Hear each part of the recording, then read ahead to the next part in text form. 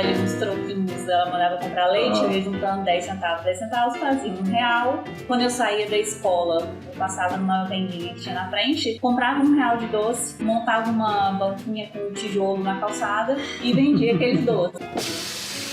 Bom dia, boa tarde, boa noite, pessoal. Que bom estar com todos aqui novamente, todos que nos acompanham. Chega pra cá, Marília. Marília está aqui com a gente hoje. A Marília é a nossa head de marketing, inovação e tantas coisas a mais. Marília, primeiramente, assim, para começar, conta pra gente o nome da sua função, que até eu mesmo me confundo com o título dela, que a gente construiu assim para dar bem sentido, né? O que a gente tem feito aí. Primeiro, boa tarde, bom dia, boa noite, né? Não sei que horas vão ouvir. Quero agradecer a oportunidade, Marcelo, agradecer também a sua iniciativa que está fazendo a gente se aproximar das pessoas, entender um pouco da história. Então, obrigada já de início. O nome do meu cargo é Head de Inteligência de Mercado e Customer Experience, que seria a experiência do cliente. Então, a gente vem aí desde a inteligência de mercado, estratégia, análise, até a experiência do cliente de fato. Então, esse é o caso. Isso é muito legal, né, Maria? Porque isso a gente foi construindo, né? Acabou que ao longo desse tempo todo que a gente está trabalhando junto aqui, a gente foi construindo todo esse caminho que hoje você está liderando. Tá? Eu me lembro bem. Bom, mas isso a gente vai falar daqui a pouco, né? Porque tem tanta coisa que você conseguiu criar, que construiu com a gente aí, que a gente foi fazendo, né? Que estou chegando lá. Mas, Marília, conta pra gente onde você nasceu, como é que foi que você chegou até aqui, um pouquinho da sua jornada. Algumas, já conversei com tanto de gente aqui, já conversei com tanto de mineiro, já comecei com um baiano, eu sou capixaba. E você, de onde que você veio? Como é que é a sua história? Eu não sou nem mineira, nem capixaba. Eu nasci em São Paulo, mas eu moro aqui há muitos anos, então sim, me considero uma capixaba. Nasci em São Paulo e com 4 anos, mais ou menos, eu fui para Belém do Pará, morei em Barcarena por 1 ano e meio, lá com os índiozinhos até. E depois eu vim para o Espírito Santo, na época meu pai trabalhava embarcado e ele recebeu uma proposta para vir para cá, então a gente veio junto. Então eu cheguei aqui no Espírito Santo com 5 anos para 6 e ainda nesse meio tempo eu fui para o Rio, voltei para cá, fui para São Paulo e voltei para cá. Então mudei um pouquinho aí esses estados. Legal, hein? Que história, hein? Já, só disso aí já rodou um tanto de canto aí que nem eu conheço.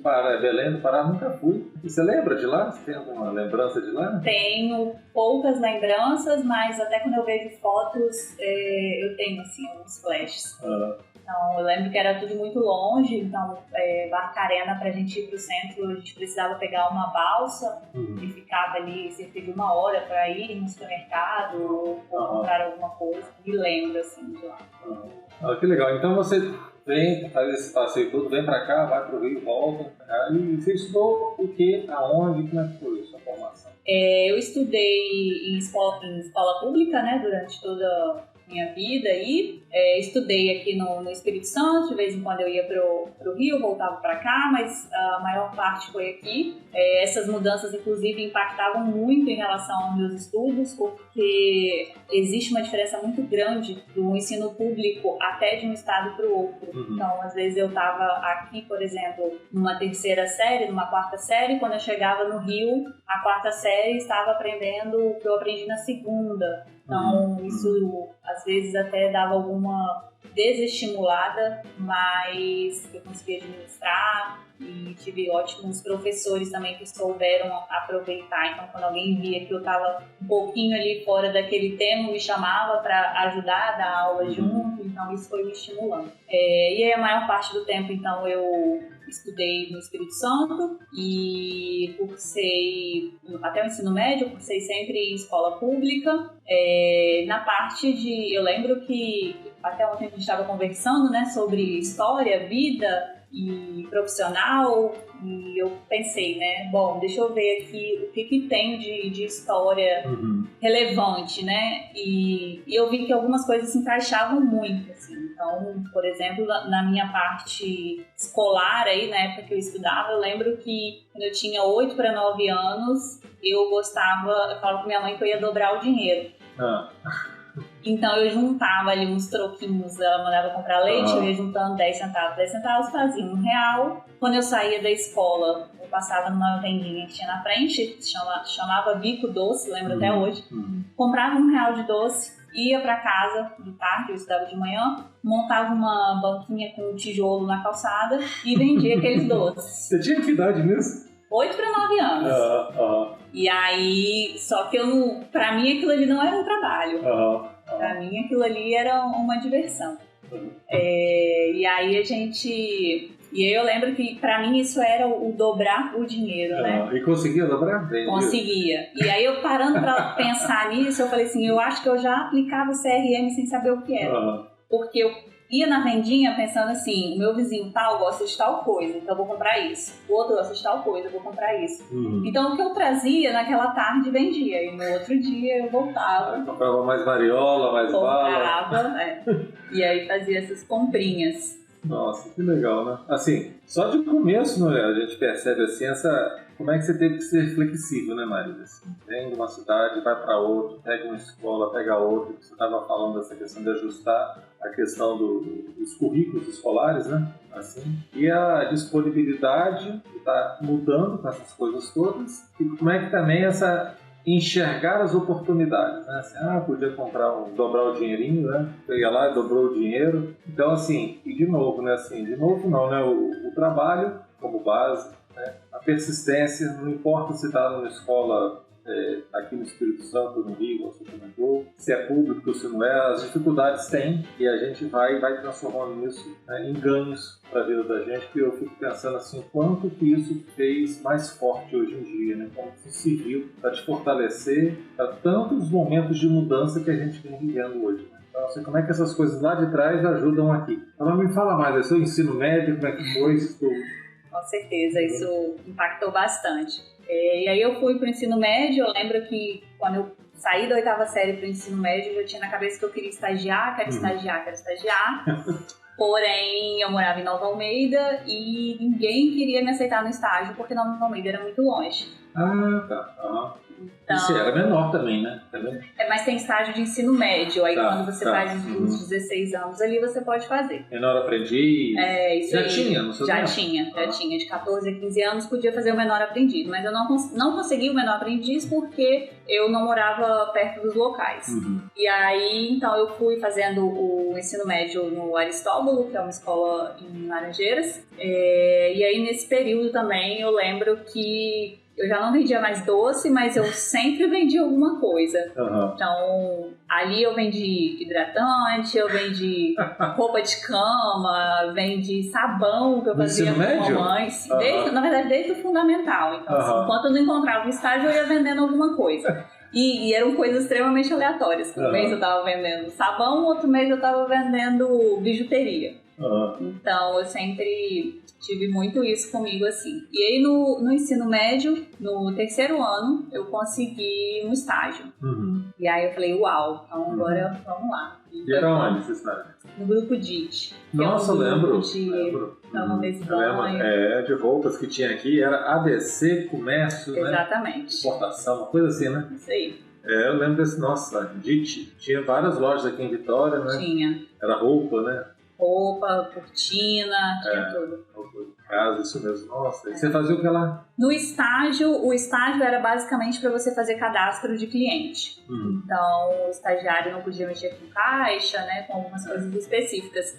Mas eu lembro que eu não queria só fazer o cadastro do cliente, porque o cadastro do cliente é só quando o cliente entra na loja. Então, eu ia lá arrumar a vitrine, arrumar a loja, ia ligar para aniversariante. Então, eu tentava ali fazer alguma coisa.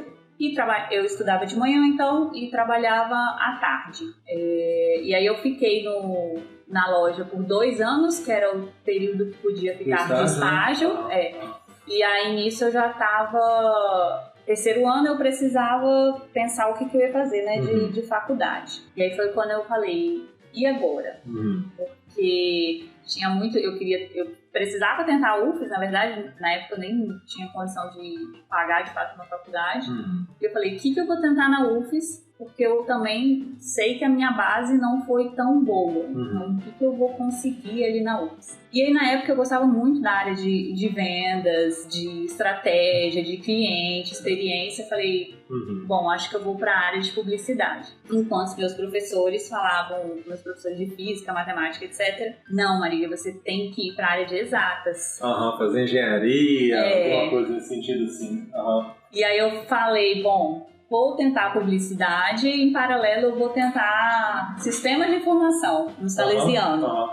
Nossa, eu lembro disso. E aí eu lembro que foi um período assim... na verdade, minha mãe que me convenceu até a tentar a UFES. Eu falei, mãe, não vou. Na época, acho que era, sei lá, R$100 a inscrição. E R$100 era dinheiro na época, né? E eu falei, mãe, eu não vou tentar porque R$100 eu vou jogar fora, mãe. Não vou conseguir passar. E ela falou, você vai fazer sim. Nem que eu pague pra você. E eu lembro que ela foi na casa lotérica, pagou a inscrição e falou, tá pago, você vai fazer. E aí, na época, eu chegava em casa e ia estudar por conta própria, não fazia cursinho. Mas eu sempre gostei muito de estudar sozinha, assim, então... E aí você fez pra quê, de fato? Aí eu fiz os dois, publicidade na UFES, Sistema de Formação Salesiano, o vestibular. Tá. E passei no Salesiano, que era particular, e na UFES eu passei na primeira etapa. Na época eram 2 etapas, objetiva e discursiva. Quando eu passei na primeira etapa, eu não estava acreditando, na verdade, que eu passaria. Quando eu passei, eu falei, mãe, você não vai acreditar, eu passei. E aí eu lembro que as discursivas eram português e história. E eu amava português e não gostava de história. Não gostava nada de história. E eu falei, então eu vou estudar o que eu menos gosto. Fui estudar história. Eu fui estudar história, porque consequentemente é o que eu mais vou ter dificuldade. E aí eu lembro que minha mãe conta, assim, né, das histórias, que ela chegava no quarto e tava dormindo em cima do livro. Eu chegava à noite e pegava livro de história, era livro na época, estagiando, e sempre cheguei tarde, mas eu ia e começava a ler. E aí, às vezes, me dava um sono, eu dormia e ia tentando aprender por ali mesmo. E aí, eu fiz a segunda etapa, foi a discursiva. Eu lembro que, na época, assim, eu orei muito. Falei, nossa, é a oportunidade que eu tenho. E, inclusive, a discursiva caiu uma questão sobre a Igreja Católica, que eu tinha estudado muito. Muito. Tinham feito uma novena lá em casa, né? Várias coisas. Eu falei, eu não tô acreditando que caiu essa questão. Eu tinha estudado e tinha tudo a ver com o que eu tava orando e etc. E aí eu fiz a discursiva, consegui passar. E só que ainda assim, eu gostava da área de sistemas de informação, eu já tinha feito alguns cursos de tecnologia. Na época da DIT, eu queria aprender criação de site. Nossa, isso era que ano? Nossa, Não que você tenha muitos anos, né? Porque o tempo para às vezes, né? Mais ou menos. Eu acho que isso era 2007, 14 anos atrás, 2006. Você já queria mexer com site? Eu já queria mexer com site. E eu lembro que tinha um curso na DataPoint, aqui na Reta da Penha. Só que o curso era muito caro, era assim, coisa de, na época, R$1.200 e era muito caro. Eu falei, não consigo pagar esse curso. E quando eu terminei meu estágio na DIT, na loja, eu fui convidada para ir para o escritório central. E aí eu fui para a área administrativa, ainda não tinha passado na faculdade. E quando eu cheguei lá, eles estavam sem site. E aí eu falei com a filha do dono. Deixa eu fazer o site de vocês. Da DIT? Da DIT, E vocês me pagam parcelado. E eu faço o site praticamente a preço de custo, né? Um site custava, sei lá, 5 mil, eu cobrei 1.500. E aí eles toparam. E eu falei, então eu vou fazer o curso. Eu parcelei o curso, fiz o curso, fiz o site pra eles. Fiz o site, deu certo. Aí eles me indicaram pra outras pessoas. Eu lembro que na época eu vendi mais 2, 3 sites e falei assim, meu Deus, sensacional, ó. Que legal. Não era mais docinho, né? Você dobrou o dinheiro, você vendeu docinho. Pois é, foi com o site. É o mesmo conceito, né? De ir atrás, né? De ir atrás, de se esforçar. Que legal. Nossa, muito bom.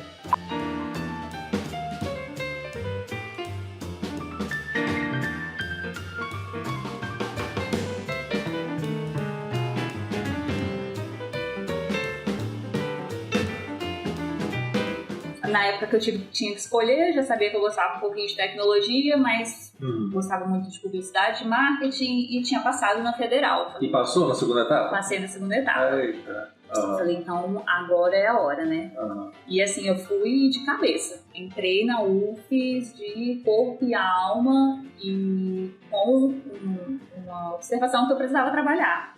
E quando eu entrei... a UFES, muito difícil o horário da UFES. O horário era complexo e os professores também, eles tinham muito esse conceito de você estar aqui para estudar. Então, quando a gente fala complexo, assim, porque existiam algumas matérias de manhã, algumas matérias de tarde, né? Tinha dia que não tinha matéria, então tinha que era tudo só à tarde ou só de manhã. E para quem quer trabalhar, né, Maria? Fica complicado, porque você vai fazer um estágio ou o que quer que seja, a pessoa quer um compromisso de um horário, você não pode ficar tão alternando assim, é mais difícil. Mas você que já tinha feito e bordado tanta coisa já, o que você arrumou? E aí, assim, eu sou muito grata, né, a todas as pessoas que passaram pela minha vida, que me ajudaram, e eu sei que eu não seria quem eu sou se não fossem essas pessoas. Então, eu lembro que na época eu trabalhava no grupo de Instituto do Escritório, seria de meio-dia 6, e aí eu conversei, falei que eu fui aprovada e eu tinha aula de manhã e tinha aula à tarde. E eles falaram, vem pra cá de manhã. Como era aqui na Reta da Penha, a UFES fica próxima, nesses intervalos que tem as suas aulas, isso, você vai para a aula, volta e aí vai compensando durante o dia. Então foi o que eu fiz isso mais ou menos por 1 ano, 2 semestres, e aí foi quando abri um processo seletivo para a Rede Gazeta, de estágio também. Porém, a DIT já estava um período que já estavam falando de fechar. Então eu falei, deixa eu ver esse processo. Aí fiz o processo, passei, entrei na Rede Gazeta, estava no 2º para o 3º período de publicidade. Entrei na parte de desenvolvimento de projetos e me agregou demais também. E eu lembro que depois de 4 ou 5 meses, o gerente me convidou para ser efetivada. Eu era estagiária e ele ia me contratar como assistente. 4, 5 meses já estava efetivando. Isso. A Rede Gazeta, para quem não é daqui e não conhece, é a repetidora Globo aqui do Espírito Santo. Então, é legal, jornal, televisão, rádio, é um sistema completo. E aí, na época, eu lembro que eu fiz a mesma pergunta, né? Mas como? Porque eu ainda tô na UFES. E lá o horário é complexo. E aí ele falou, Marília, vamos fazer o seguinte, você tem que trabalhar 8 horas, faz as suas aulas e vem pra cá. Chegou aqui, você conta as 8 horas. Precisou de algum intervalo porque a aula é de manhã ou de tarde? Vai, contabiliza essas horas e volta no outro dia você compensa. E eu falei, então tá, assim, tinha bem claro que as minhas entregas não seriam impactadas em relação a isso. E ele falou, vai. Eu falei, então tá, então vamos lá. E fui contratada como assistente, né? Foi, assim, um dos períodos que eu mais lembro que foi bem puxado. Porque eu morava em Nova Almeida. Ainda tinha isso, né? Essa distância para chegar na UFES, chegar aqui em Vitória, voltar para casa, nossa. E eu saía de Nova Almeida 5h15, mais ou menos, da manhã. Chegava na UFES às 7, fazia aula de 7 a 1. Só que eu queria estar na Gazeta a 1 ou 1h30 no máximo, então não daria tempo nem de almoçar direito. E aí eu lembro que eu saía correndo da aula, assim, não tinha aquilo de viver a universidade, de ficar conversando, nada disso. Era aula e eu saía correndo e ia pra... Não almoçava na Rio, não? Não almoçava na Rio, não dava tempo de almoçar na Rio. E às vezes eu só comia um lanche, mas hoje eu vejo que isso era muito mais uma cobrança minha. Porque o meu acordo era, chegou, faz as 8 horas. Você fala, como que eu vou chegar tão tarde assim, né? 2 horas da tarde. Então, 12h30, 1 hora eu queria estar lá. Saía correndo da UFES e ia pra Gazeta. E, consequentemente, como eu chegava mais tarde, eu ficava até mais tarde. Então, tinha dia que eu saía 9h30, tinha dia que eu saía 10h30 da noite. E eu lembro que eu ficava ali na beira-mar, né? Pra esperar o ônibus. E ali é muito deserto. É um perigo. Naquela região ali, pra pegar uns 10 horas, 9 horas da noite, perigoso. Né? E assim, eu falo que durante a minha vida inteira eu tive muita proteção. Porque eu sempre fui muito corrida pra lá e pra cá. E graças a Deus não aconteceu nada. Nunca aconteceu nada. Já, por exemplo, ali mesmo na beira-mar, já teve uma vez que um cara veio me abordar, eu estava sozinha no ponto e do nada apareceu um outro cara e me ajudou. Então, eu lembro que foi uma fase muito puxada, mas...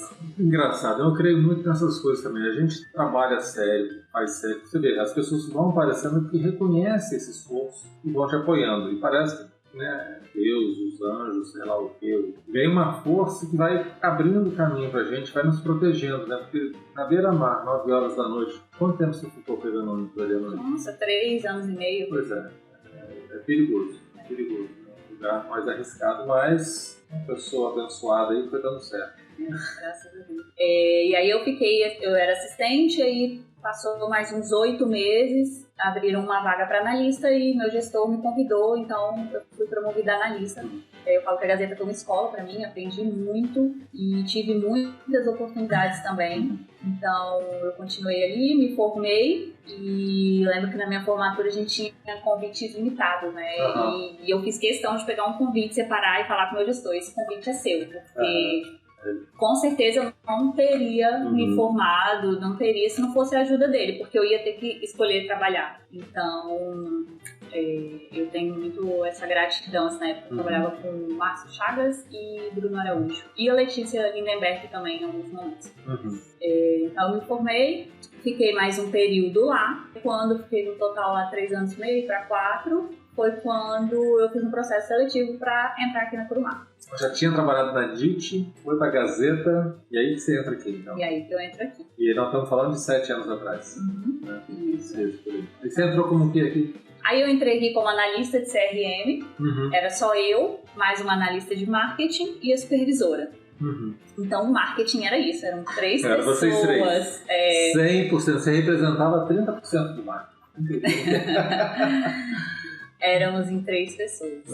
E eu lembro que eu vim muito animada, assim. Eu trabalhei em poucos lugares, mas muito tempo. Então, sempre que eu tinha algum desafio novo, né, um projeto novo, eu ficava muito feliz e vestia a camisa mesmo daquilo ali. Então, eu vim como analista de CRM, fiquei, acredito, uns quase 2 para 3 anos como analista de CRM. E aí, assim, você falou sobre mudanças, né? Sobre ser flexível. E eu lembro que eu era analista de CRM, de repente a gente começou a fazer redes sociais também. E era só Curumá, passou a ser Curumá e Osaka, e depois veio o Jeep. Então a gente... O marketing era feito fora, depois a gente começou a fazer aqui dentro. Isso. Quando eu cheguei aqui na estrutura da Curumá, já estava assim. Eu me lembro que você era a pessoa responsável pelo CRM. Isso. Já tinha algumas pessoas a mais. Mas eu me lembro de participar de reunião, quando falava do CRM, era Marília. Então você era muito focada só no CRM. Só no CRM. Conhecer o cliente que ia comprar a sua balinha dele. Já sabia como é que tratava ele. Já sabia o que tinha que comprar para atender o seu cliente. Isso. E eu lembro que eu era apaixonada, assim. Na verdade, quando eu vim, eu não sabia o que era CRM. Trabalhava com desenvolvimento de projetos e mídia na Gazeta. No grupo de com varejo. E eu vim assim, CRM, eu lembro que eu pesquisei o que era, cheguei aqui e falei, tá, acho que eu entendi, deixa eu tentar aqui. Na época era tudo muito focado em sistema, então você tira uma lista de clientes e manda pra loja. E aí eu falei, acho que dá pra gente fazer alguma coisinha a mais aqui. Foi quando a gente começou a fazer ações de relacionamento, estratégia pra cliente de carteira ali no momento de troca. Então a gente começou a fazer outras ações do tipo. Fiquei quase 3 anos, né, fazendo essas ações de CRM. Foi quando eu fui convidada para estruturar o departamento do Lead Center. Depois de 3 anos, aí já era 2017. Você não tinha chegado ainda aqui, né? Isso que eu tô pensando, quando é que eu cheguei aqui? Você chegou depois. E aí a gente estruturou, eu lembro que eu falei assim, nossa, né? Até então eu não tinha me dado conta que seria um setor. Só falava assim, Marília, organiza o processo do lead e se precisar contratar alguém. A gente já tinha um processo na Toyota que começou a fazer e se mandar para cá, não foi? Isso.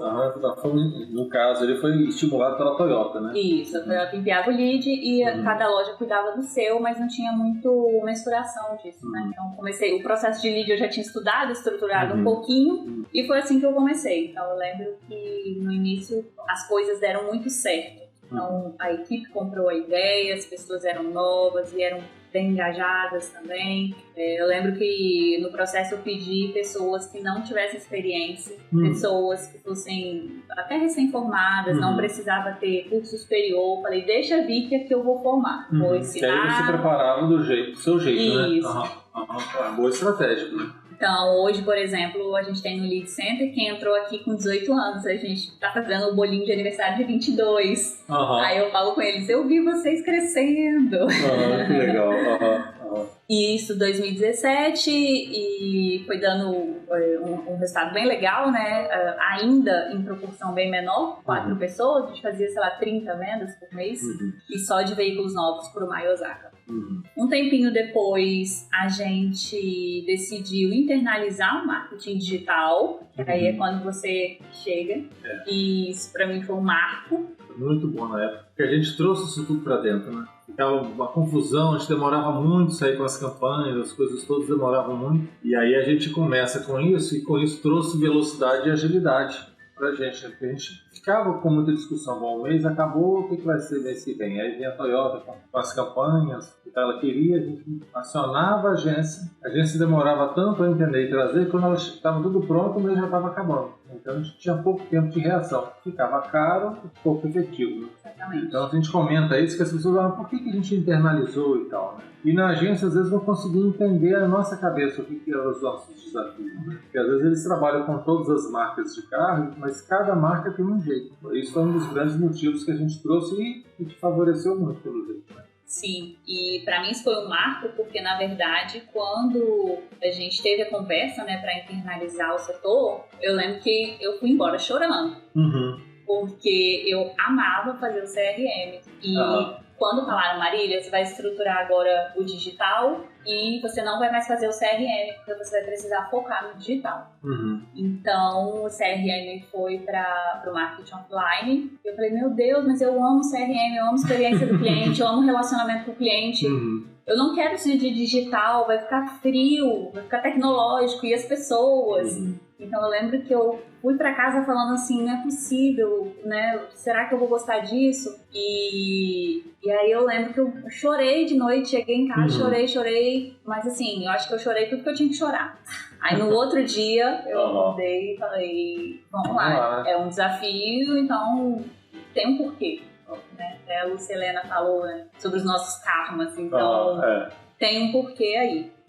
E tudo era muito novo pra mim no digital. E eu lembro que eu passei um período bem corrido, bem apertado, porque eu queria consumir todas as informações do mundo, eu queria fazer todos os cursos possíveis. Então, assim, eu saí me matriculando em cursos de São Paulo, curso de Rio de Janeiro, curso aqui de Vitória, na UIS, e eu tinha aula todos os dias de noite, durante aí uns 6 meses de cursos aleatórios. E o digital, assim, esse ano, parece que foi feita uma campanha, né, assim, muito forte, Big Techs, né, falando muito que o mundo virou, que o mundo é VUCA, que agora tudo é digital, que o cliente passou, só vai comprar só pelo digital, que o carro é autônomo, que os IoTs, né, que os equipamentos estão tudo conectados na internet. Começou um barulho muito grande, né, sobre a transformação digital propriamente dita, e criou até muita frenesi no mercado, e muita gente saiu correndo atrás disso, perdeu-se muito dinheiro, gastou-se muito dinheiro, aprendeu-se muito, mas devagarinho a gente foi achando o nosso jeito aí.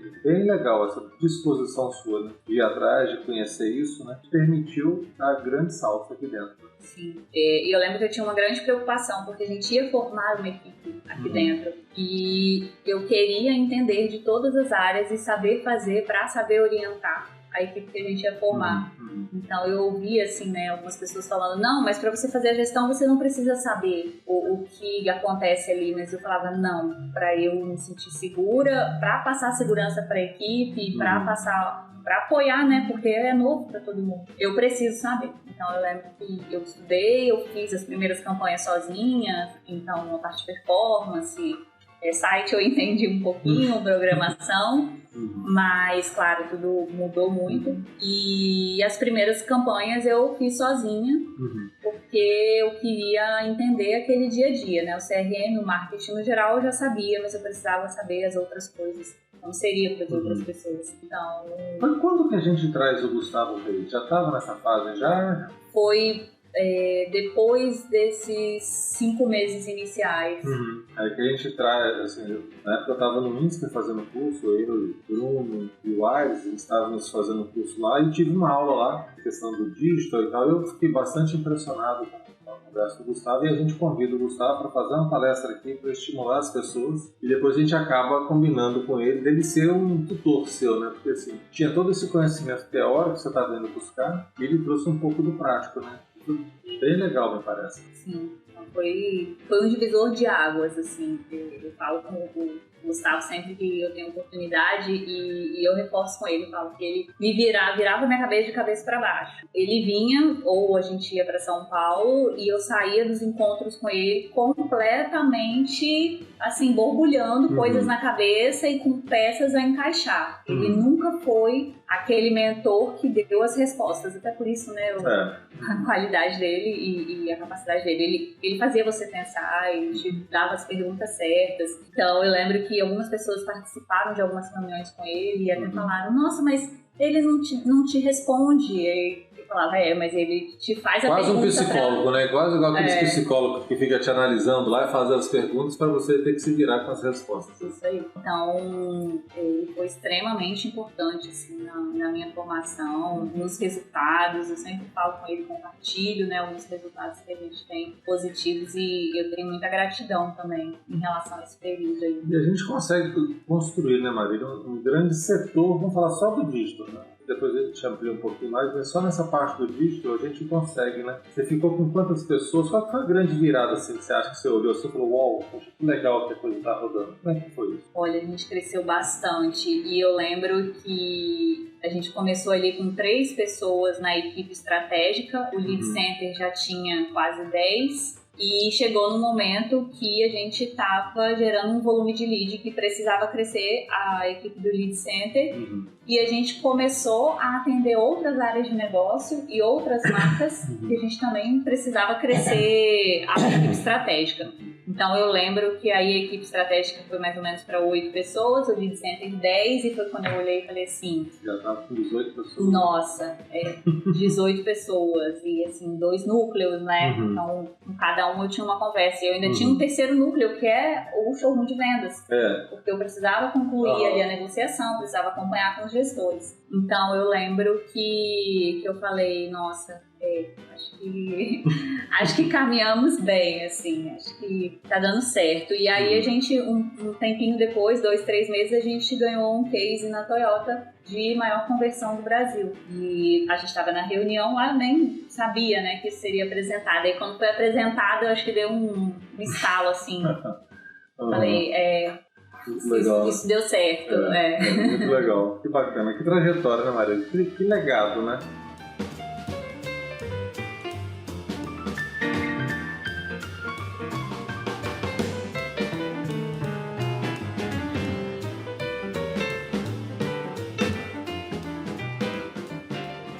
A gente sabe que essas coisas, principalmente no digital, vão mudar muito e tal, mas assim, que conquista, né? Porque a gente sai de um processo extremamente tradicional, a gente era muito anúncio de jornal, televisão, rádio, né? Piruinha na rua fazendo, né? Divulgação. A gente usa alguma coisa disso ainda, mas é muito menos, né? E hoje a gente está... Quantos leads a gente recebe hoje? Mais ou menos por mês? Hoje uma média de 7 mil leads. E tem quantas pessoas hoje tratando isso? 22. Só no E aí depois foi pegando outras áreas, né? Aproveitou essa competência, acabou pegando todo o resto do marketing, né? E o engraçado foi que logo depois veio de volta o CRM. E aí pra mim foi assim, né? Eu entendi que era um momento e que tinha um porquê de fato eu deixar um pouquinho guardado. Isso aqui você organizou, deixa aqui no cantinho. E aí voltou. E aí eu falei, acho que deu certo, né? Eu lembro dessa passagem, né, dessa construção, até do setor, né, que hoje você toma conta de todos os projetos de inovação. Tem a parte do marketing online, offline, a parte de geração de leads, toda a estratégia. Então, por isso, todo esse título de Head de Inovação e Estratégia de Mercado, né? Sim, a gente acaba criando um núcleo ali, né? Bem completo, assim. Faz aí a área do digital, do CRM, experiência do cliente, projetos, como você falou, BDC. E daí vem a grande necessidade da flexibilidade. Uma vez foi mudar para o Belém, para o Rio, para o Vitória, para São Paulo e tal, e agora é poder estar navegando entre esses departamentos todos, que cuida de não só de marcas diferentes, mas dentro de cada marca a gente tem regionais diferentes, que cada um tem uma cultura, setores diferentes, pessoas diferentes e clientes diferentes. Então, a flexibilidade, né? Como é que precisa, como é que uma coisa que te formou lá atrás, como é que isso vem te ajudando hoje? Que legal.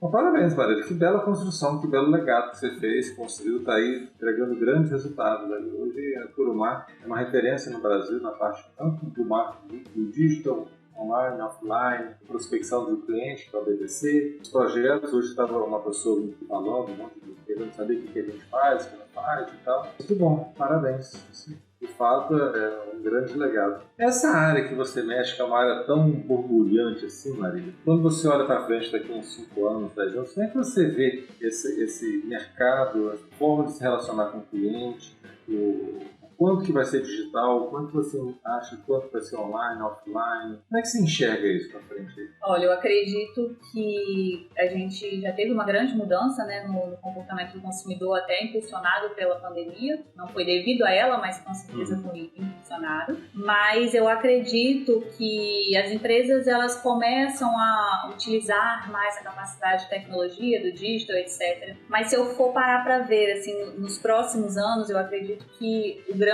destaque vai ser aproveitar a tecnologia, mas focar no cliente. Eu não acredito em algo 100% digital, ainda mais no nosso mercado de automóveis, né?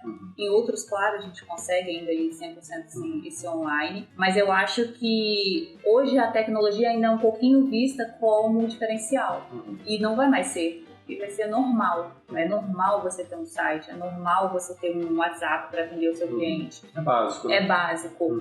Porém, como você faz isso? Qual experiência você proporciona? Como você atende? Você faz algo robotizado? Você entende ali o cliente na ponta para, de fato, entregar uma solução? Então, eu acredito que para os próximos anos o maior destaque não vai ser simplesmente em quem tiver a tecnologia, mas quem souber trabalhar bem com a experiência, a emoção do cliente e, de fato, aproveitar a tecnologia para aproximar. Isso, claro, ganha um potencial ali, né, de comunicação, mas entender que são pessoas. Então, gente cuidando de gente. Exatamente. Eu acredito muito nisso também. Sabe? Eu vejo muito por aí. Eu acho que a gente vai ter a tecnologia que vai atrair muitos clientes, vai facilitar, automatizar, até o ponto quando a gente chega na pessoa. Na hora que a gente começa as pessoas, eu continuo crendo muito que ainda o ser humano gosta de falar com gente. A parte emocional, a parte do toque, a parte do sentir, eu acho que isso tem grande valor nesse mercado da gente. Algumas pessoas defendem que o showroom vai acabar, que vai comprar pelo canal digital. Pode ser possibilidades, acho que tem mil formas que pode fazer, mas acho que vai ganhar o jogo quem souber fazer o jogo das emoções. Não é jogar com as emoções, mas é entender das emoções e se relacionar com as pessoas. Precisa de gente, máquina ainda não relaciona. Mas que legal. Marília, conta pra gente, né, a empresa, estamos hoje aí, atuando em diversas frentes, diversos lugares, toda hora está chegando gente na empresa. Muita gente chega, o novo, funcionário novo, com brilho nos olhos e tal, cheio de sonhos, cheio de expectativa. Que conselho que você daria para essas pessoas que estão chegando na nossa empresa? O que você falaria para eles?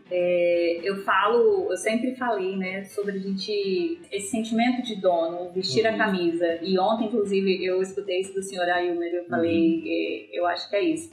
Primeiro de tudo, eu acho que se você entra em um projeto, em uma empresa, eu falaria que o grande diferencial está em se sentir dono do negócio, em se sentir de fato parte daquilo ali, porque a empresa nada mais é do que um grupo de pessoas, né? Não apenas estrutura física. E se a empresa cresce, consequentemente, significa que esse grupo de pessoas está crescendo e se desenvolvendo. O outro ponto é ser apaixonado pelo que você faz. Então, é claro que é utopia dizer que 100% das coisas que a gente faz a gente ama. Tem um processo burocrático, tem uma planilha que você não gosta tanto, isso é normal. Mas eu acho que até nessas normalidades de processos burocráticos a gente precisa encontrar um porquê e de fato ter essa automotivação. Então, eu lá quando, no caso, assumi o digital, eu amava o CRM, eu falei, não, vou dar um jeito de amar isso aqui, deixa eu ver, vai ter alguma coisa aqui que eu vou gostar muito. E quando a gente faz com amor, faz com paixão, eu acho que as coisas fluem. Não acredito que quando a gente tem aquela frase, né, trabalhe com o que você ama, E nunca mais trabalharás. Eu não acredito nessa frase, porque eu acho que quando a gente trabalha com o que a gente ama, a gente quer trabalhar mais, a gente quer fazer mais, e às vezes o tempo passa e a gente nem vê. Então, eu acho que ter esse amor pelo que você faz, entender um propósito maior e ter empatia. E aí eu não falo nem na vida profissional, mas na vida em geral, ter empatia com o próximo, né? Ser solidário ao seu próximo, ter gratidão com ele. Eu acho que isso faz a diferença tanto na vida quanto no profissional que seja, porque dentro de uma empresa você precisa ter empatia com um colaborador, com uma dupla, com um gestor. Então, eu acho que eu destacaria isso, né? Sentir ter esse senso de dono, ter a empatia. Aprender a gostar do que faz. Aprender a gostar do que faz. E ser extremamente curioso, nunca estar satisfeito. A minha mãe me falava quando eu era criança que eu nunca estava satisfeita, que eu sempre tinha alguma crítica, e eu vejo que hoje eu sou assim, comigo. Então, aprendi isso aqui, legal. O meu Bussarello fala next play, guys. E ele fala, se você fizer algo que deu muito certo, fez um golaço legal, parabéns. Next play, guys. Se você fizer algo que não deu certo, que nossa, isso aqui foi horrível, ok, doeu, vamos lá, next play, guys. Então de fato a gente ter esse movimento e acreditar, vamos pro jogo. Tem mais jogo aí. Ele fala muito sobre isso. Nem sempre a gente vai ter motivação. Isso. Mas aí é a hora da disciplina entrar em campo. A disciplina te empurra. Às vezes eu falo que a disciplina é aquele sujeitinho teimoso que mora dentro da gente. Você tá lá na cama doido pra ficar na cama e tal, ele vai te empurrar. Te põe pra fora da cama e vai fazer uma ginástica, vai fazer qualquer coisa e te faz desmotivar, né? É o teimosinho que tá lá dentro, né? Muito legal. Mas, Marília, dá um conselho pra gente, assim, uma indicação, ou de um livro, ou de um filme, ou um conselho mesmo que seja. O que você deixaria pra gente aí como recado disso? Tem 2 livros que contribuíram muito com o que eu penso hoje, né? E são do Sandro Magaldi, Gestão do Amanhã e o Novo Código da Cultura. O Gestão do Amanhã fala sobre a Revolução 4.0, tecnologia, gestão de equipe, todas essas mudanças. E o Novo Código da Cultura fala como sobreviver diante de todas essas mudanças, prezando pela cultura organizacional. Então, primeiro ele te dá um estímulo ali, olha o que pode acontecer se você não for, olha o que está acontecendo no mundo. E o segundo, ele te dá uma base. Uma base para você agir, né? Então eu gosto muito desses 2 livros, eu indico sempre para as pessoas. E aí eu não estou falando de marketing simplesmente, estou falando de gestão, estou falando de inovação e outras áreas. E eu também gosto muito do Telegram, porque tem muita gente boa ali pra gente seguir. Tem o grupo do Gustavo Caetano, tem o livro Pense Simples também, tem do próprio Sandro Magaldi. Aqueles grupos dentro do Telegram. Aqueles debates, aqueles grupos de debate. Isso, tem alguns que não tem nenhum debate em si, mas a pessoa sempre posta o conteúdo. E quando você entra no grupo, você tem acesso a todos os conteúdos que já foram postados antes. O Telegram tem essa capacidade. Então eu gosto bastante dele também para informar. Muito bom, Marília. Nossa, assim, muito obrigado. Assim, a gente fica vendo você ali trabalhando para lá e para cá e tal. Algumas pessoas não conhecem essa história. Muito bonito, de muito trabalho, de muito esforço. Né? Então, olha, acho que as coisas são fáceis, que as coisas aconteceram, foi colocado ali. Mas não, a gente vê essa construção desse legado, né? Essa construção dessa jornada, dessa carreira sua, muito bonita, que está entregando grandes resultados, está ajudando muito. E você falou a empresa cresce, as pessoas crescem, eu penso ao contrário. Eu penso que as pessoas crescem e a empresa cresce. Eu acho que a gente não consegue crescer, de verdade, eu creio muito nisso. A gente tem esse apetite para crescer, a gente tem essa vocação, estamos toda hora aí mexendo, aparecendo oportunidades, mas para a gente crescer só com o time das pessoas crescer. A gente tem essa responsabilidade, tá levando o time à frente e você tem colaborado e contribuído muito com isso. Às vezes não de uma forma direta, consciente, mas à medida que você dá o exemplo, à medida que você desafia as pessoas vão se desenvolvendo. Parabéns. Que bom. Obrigado por abrir esse espaço na sua agenda, sabe, de estar aqui com a gente, né? Agradeço a quem está ouvindo aí os podcasts, que é muito legal entendendo um pouco do nosso jeito de ser. Vou deixar para você as palavras finais, Maria. Eu que agradeço, como eu falei, né, a oportunidade de estar aqui com você e a oportunidade de conhecer também tantas outras histórias. Então, você vem inovando aí em diversas áreas e agora não é diferente também. Então, obrigada. E não só pela oportunidade de estar aqui, mas eu sou extremamente grata por você acreditar em mim, por você ter investido tempo, né, ter investido cuidado, você sempre teve muito cuidado com as pessoas. Então, de fato, hoje eu sei que eu não seria quem eu sou se não fossem as pessoas que estivessem comigo. E você, com certeza, é um deles. Então, obrigada. Mas é isso, muito bom. Bom que você retribuiu, né? O terreno fecha, a gente joga a semente, a coisa vai. Obrigado aí pelo carinho, Maria. Então, vamos pra frente aí. Tem muita história, muita jornada pra gente percorrer aí. Pessoal, muito obrigado aí. Continuem conosco aí. Semana que vem tem mais um aí. Até já.